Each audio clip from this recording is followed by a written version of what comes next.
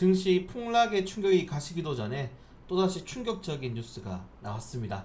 네, 재계에서 우리 밸류 프로그램 안 할 건데 라는 입장을 밝혔습니다. 네, 오늘 한경협 이 자담에 앉아서 하는 회의에서 기업 지배 구조의 정답이 어디 있냐, 정부가 지금 주장하는 코리아 디스카운트의 근본 원인인 낮은 수익성과 성장성이 이 지배 구조를 비롯해서 뭐 ESG라고 하죠. 환경사회 지배 구조 등의 비재무적 요소가 이 ROE 자기 자본 이익률을 높인다는 주장에 증명된 것이 없다라고 이야기를 하고 있는 겁니다.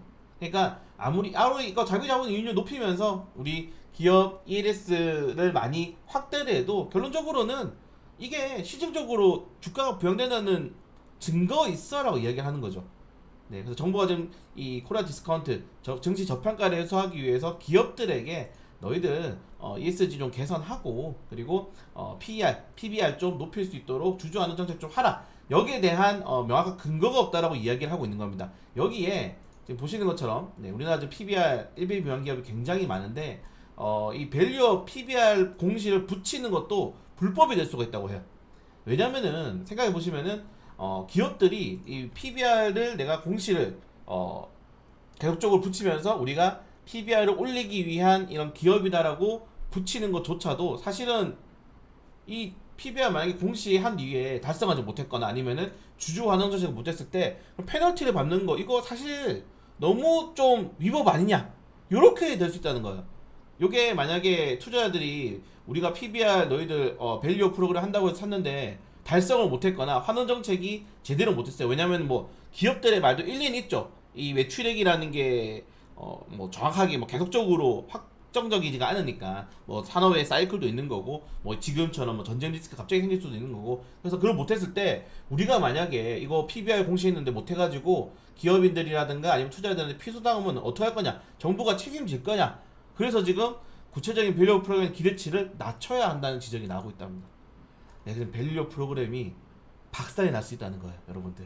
그러니까 요약해드리자면은 재계에서는 지금 정부가 추진하고 있는 밸류 프로그램이 주가를 부양시킨다는 명확한 근거가 없다라고 이야기를 하고 있는 거고, 그리고 실질적으로 만약에 밸류 프로그램을 공시를 했는데 밸류업을 못 맞추거나 아니면은 주주 완화 정책이 실패했을 경우에 뭐 다양한 그 환경으로 인해서 그때 정부가 책임질 거냐, 투자자들한테 고소를 당하거나 할 경우에는. 그래서 이거 당장에 하기 힘들다라고 지금 이야기가 나오고 있는 겁니다. 어제였죠. 이보크현 금감원장이 왜 이런 말이 했는지 알 것 같아요.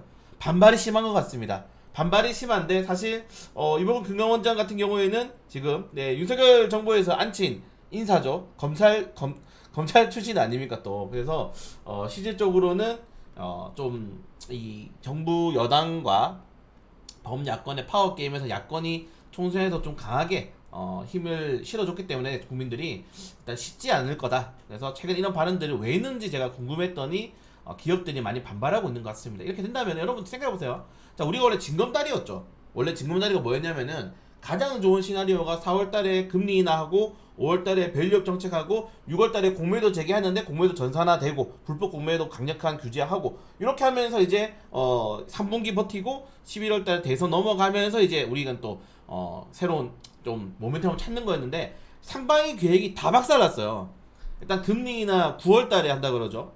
미국에서. 그리고 우리나라 5월달에 만약에 이렇게 될 경우에는 세액공제, 배당 세액공제, 그리고 상속세 문제. 네, 상속세를 뭐 일본처럼 만약에 내가 주식을 상속하면은 그 주식을 팔지 않으면 일본은 상속세를 안 냅니다. 그런 것처럼 상속세 기간을 유예한다던가 이런 것들이 이번 밸류 프로그램에서 나올 가능성이 매우 낮아지고 있다고 생각을 하시면 될 것 같아요. 그래서 당분간 군대 정책의 이 모멘텀이 날아간다. 외국인들이 어느 정도 외파다 했어요. 그러니까 이런 뉴스가 또 나오게 되면서 시장의 부담감들이 굉장히 높아지고 있는 상황이다.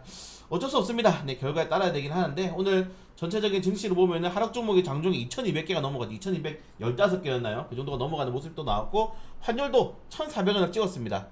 장중에. 그래서 여러분들 제가 걱정하는 거는 환율도 높아질 수 있고 지수도 오를 수 있어요. 상관이 없어요. 왜냐면 뭐 증시가 올라갔다 떨어졌다 하는 건데 제가 문제가 되는 거는 총선 이후에 이 코스닥 거래대금이 지금 8조 원대입니다. 6조, 8조, 8조예요. 코스닥 평균 거래대금이 여러분 12조입니다. 12조. 지금 평균 거래대금이 얼마나 날아간 거예요 최근에. 그래서 물론 여기에는 중동 리스크가 있긴 하지만 충분히 투자자들도 여기에 대해서 부담감을 느끼고 있는 상황이라는 걸 우리가 확실히 인지를 해야 됩니다. 네, 인지를 해야 된다는 점들 꼭 말씀을 드리고 싶고, 자, 오늘 전체적으로 수급 자체가 좀 힘들었죠. 외국인 투자들이 뭐 장 초반에 뭐 1조 6천억까지 매도세가 나왔다가 좀 장마판에 낙폭을 줄였는데 선물 1조 원, 네, 현물 거의 한 4천억 넘게 매도세가 나오게 되면서 좀 시장에서 투매가 나왔다는 점들까지 확인하시면 될 것 같고, 자, 과연 오늘 이스라엘이 쏠 거냐, 보복을 추가적으로 할 거냐가 가장 중요한 것 같습니다. 사실 이란과 이스라엘과 미국의 이런 어떻게 약속 대련 같은 좀 재밌는 상황이 발생했잖아요. 사실 이란도 영사관이 공격당했기 때문에 보복은 해야 되는 게 맞는 거고, 그래서 미국한테 미리 우리 미사일 발사한다라고 얘기하고, 그거를 중간에 미군 공군이 격추하고 그리고 이스라엘의 아이언돔으로 격추하게 되면서 사실 부상자가 어린이 한 명밖에 나오지 않았는데, 여기에 대해서 이스라엘도 보복을 만약에 하게 되면 이것도 다른 입장이거든요. 그래서 실제 하게 될 것이냐. 그래서 지금 보시면은 미국 양화 선물도 그렇게 좋진 않아요. 계속 떨어져요 지금. 계속 떨어지고 있는 상황에서 잡히고 있는 게 없죠. 사실 보통 이렇게 리스크가 끝나면은 국제유가라든가 이런 원자재가 좀 많이 떨어지거든요. 2%씩 하게 팍팍 나와야 되는데 그런 상황이 좀 나오고 있지 않은 것도 좀 부담스럽다. 네, 부담스러운 상황이다라고 좀 말씀을 드리고 싶습니다. 그래서 과연 이스라엘이 어떤 식의 좀 대응을 할 것이냐가 이번 주에 좀 고비가 될 가능성이 높다는 점들까지 여러분들 보시면 될 것 같고, 네, 그래도 한국이 1분기 증시가 무려 96조 원이 늘었습니다. 뭐가 늘었겠습니까? SK하이닉스, 삼성전자, 센트럴, 한미반도체, 반도체, 제약바이오가 많이 늘었는데 LG 에너지솔루션은 무려 9조 원이 증발이 되었다. LG화학, LG에너지솔루션 신저가 구간에서 놀고 있죠. 요거 액면 분할할 때 전문가들 뭐랬습니까? 둘 다 호재라고 했죠. 그냥 진짜 아무튼 그 사람들 아직도 유튜브 나와요. 책임을 못 져 자기들 할 말에. 자, 아무튼 뭐 이런 시장의 흐름이 나왔다고 해서 반도체 같은 거 잘 샀으면은 우리였죠. 뭐 나쁘지 않았을 건데, 만약에 2차전지라든가 그런 것도 잘못 탔으면은 굉장히 큰 손해를 지금 보고 있을 가능성이 높다는 건데까지 보시면 될 것 같고, 근데 오늘 뭐 전체적으로 뭐 시장이 계속적으로 안 좋았는데 다행히 현대차 기아가 버텨줬습니다. 이게 정말 고무적인 거예요 여러분들. 만약에 반도체가 꺾여요. 여기서 반도체가 이제 나올 재료가 다 나왔다는 거야. 삼성전자 보조금도 받고 실적도 선언도 했고, 그러면은 이 수급을 받아줄 주체가 필요한데 다행히 현대차 기아차가 좀 반등을 나왔습니다. 이 폭락장에 요거 엄청 괜찮은 건데, 이거 제가 말씀드렸죠. 현대차는 목표가가 지금 26만 원이 넘고 기아차는 14만 원이에요. 외국계 증권가에서. 아니 목표가가 많이 남았어. 그래서 조금 더 지켜볼 필요가 있을 것 같습니다. 그래서 다행이다. 만약에 오늘 현대차 기아까지 2, 3% 하락이 나왔으면은 그냥 투매가 나올 수 있었는데, 그래도 시장에 받쳐주는 이런 업종들이 있어서 다행이다. 우리나라 뭐 전체적인 수출 업종도 보시면 아시겠지만은 자동차, 반도체, 석유화학 이런 것들이 뭐 주로 수출 업종이기 때문에 일단은 다행스럽게 좀 잘 했다라고 좀 말씀을 드리고 싶고, 만약에 반도체에 꺾이게 된다면은 우리는 완성차 업종들 위주로 좀 시장에서 이 대응을 해야 될 필요가 있지 않을까 요즘 생각이 됩니다. 포트폴리오 전환을 해야 될 필요가 있지 않을까 말씀 좀 드리고 싶고요.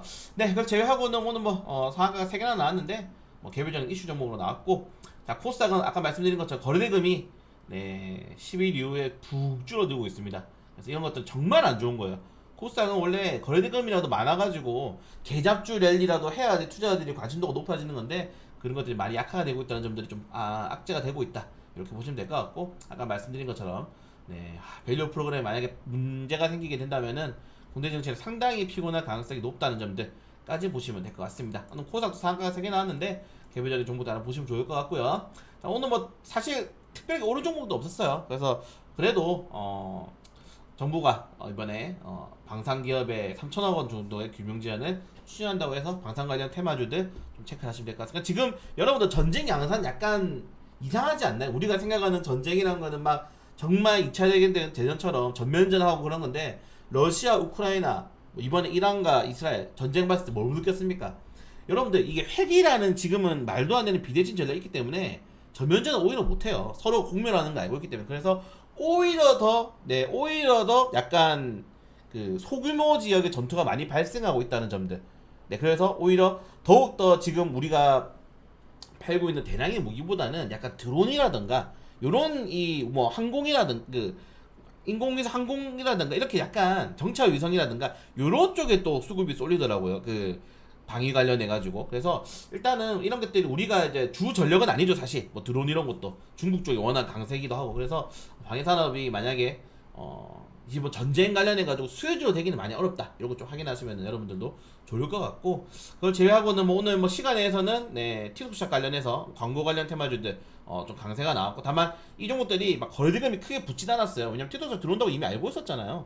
알고 있었고, 여기에 이제 오늘 그 트위터 구 트위터 현 X가 완전 유료화를 선언하게 되면서 거기에 대한 가입 그 사용자들을 좀 흡수할 수 있다. 트위터나 다른 업체들이 이런 것들이 조금 이 틱톡 관련된 그룹주들을 시간에서 끌어올리지 않았나 이렇게 생각이 됩니다. 그리고 시간에서 또 전선 관련 테마도 좀 조정이 좀 크게 나왔는데 많이 올랐어요.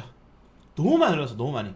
너무 많이 올라서 많이 떨어지는 겁니다, 여러분들. 그리고 이 종목들 근데 다행인 점은 실적을 기반으로 올라간 주식들이기 때문에 또 실적이 잘 나오면은 올라갈 수 있다는 점까지만 확인하시면 될 것 같습니다. 자, 그래서 사실 뭐 이번 주는 여러분들 금요일날 비트코인 반감기 제외하고는 큰 일정도 없어요. 그래서 아마 계속 이런 식의 시장이 이어질 가능성이 크다. 다만 지금 야간 선물 말씀드렸지만은 반등이 안 나오고 있어요. 반등이 나올 업종 뭐 이슈 일정이 없기 때문에 여러분들 조심, 버티기 계속 그렇게 좀 대기할 수밖에 없을 것 같습니다. 그래서 일단은 뭐 시장에 제가 오늘 안 좋은 악재들 내용 쫙 말씀드렸지 않습니까?